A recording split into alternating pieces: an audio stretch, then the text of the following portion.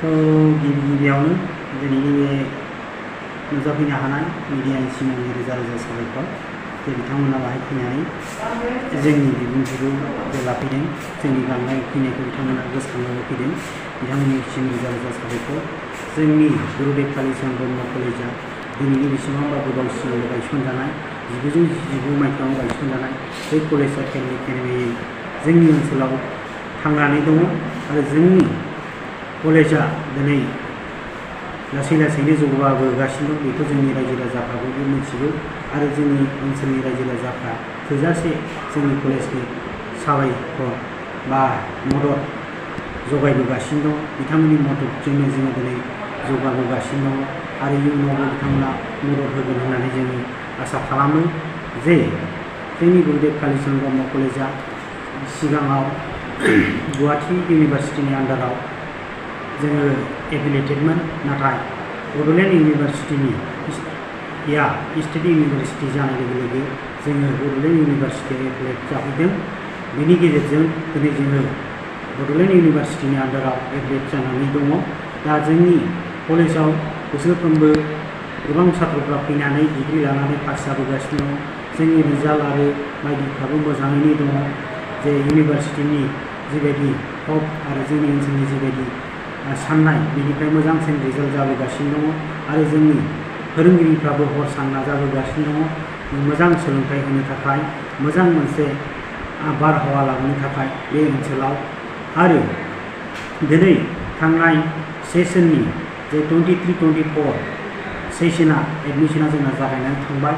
बेनि एडमिसना दिनैसिम सोलिगासिनो दङ। जाय सोलिनायनि गेजेरजों जों दिनैसिम एडमिसन लागासिनो दङ।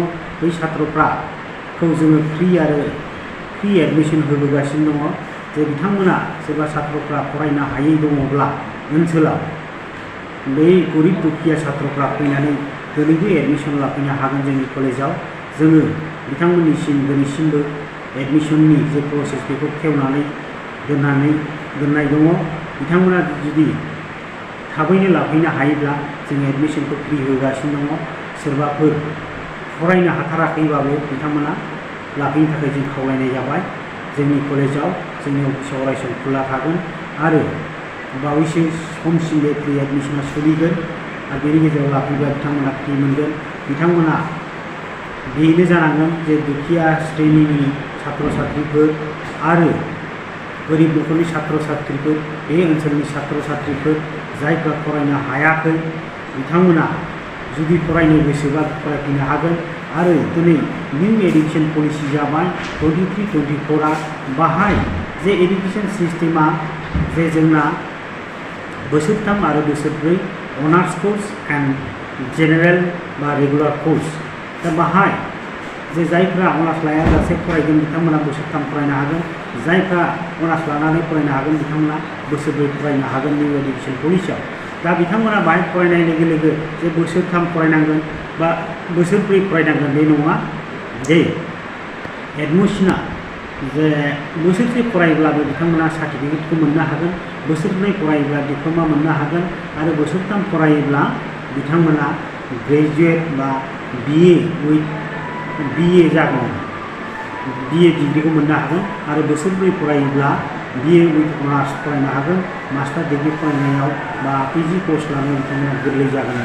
दा गोदान निउ एडुकेसन पलिसिया बेनो जे साफ्रोमबो गथ'फ्रा जे लेप्स थाङा बा ड्रप आउट जाया, जायनि थाखाय बोसोरसे बोसोरनैनि गेजेरजों सार्टिफिकेट डिप्ल'माखौ होनो थाखाय निउ एडुकेसन पलिसिया दिनै जागायबाय। जोंनि कलेजावबो बियो सफैबाय। दा छात्र छात्रीफ्रा जुदि फरायनो गोसोबा फरायनो हागोन, बिथांमोननि फरायनाया लेप्स थांनाय नङा। दा बेजोंनो 2030नि गेजेराव जे निउ एडुकेसन पलिसिनि गेजेराव जे BA विथ BEd इन्टिग्रेटेड कर्सआबो जागोन, बेबो जानो थांगासिनो दङ।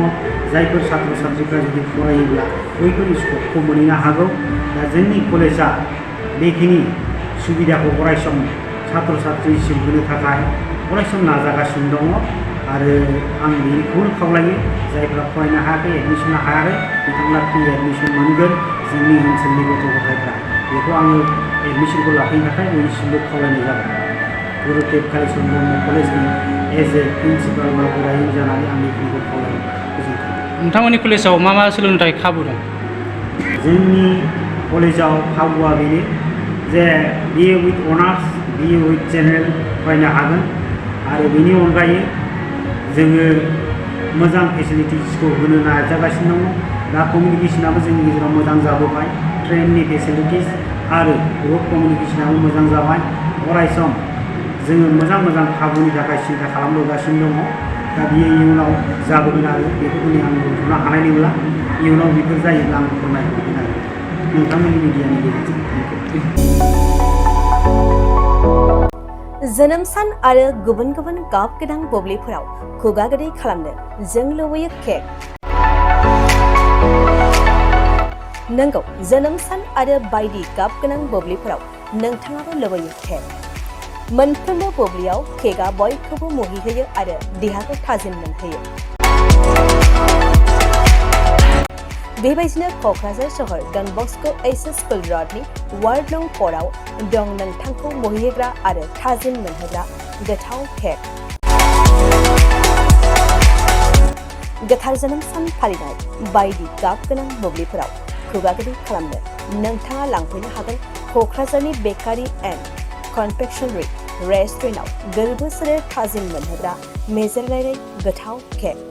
बे गोथाव मेजेरनां केकखौ जानो लुबैदोंब्ला थोंजोङै मख'नाय थंआव थांनाबो लायनो हागोन आरो बिथांमोननि होखानाय 767601351888 8860607313 आरो 8800766409 जानबुं अनजिमायाव सुलादाना बुकिं अर्डारबो खालामनो हागोन। अब्ला माखौथो नेना थाखो? जोनोम सान आरो गाब गोनां बुब्लिनि थाखाय दानो अर्डार खालाम बेकारि एन्ड कनफेक्शनारि रेस्टुरेन्टआव केक।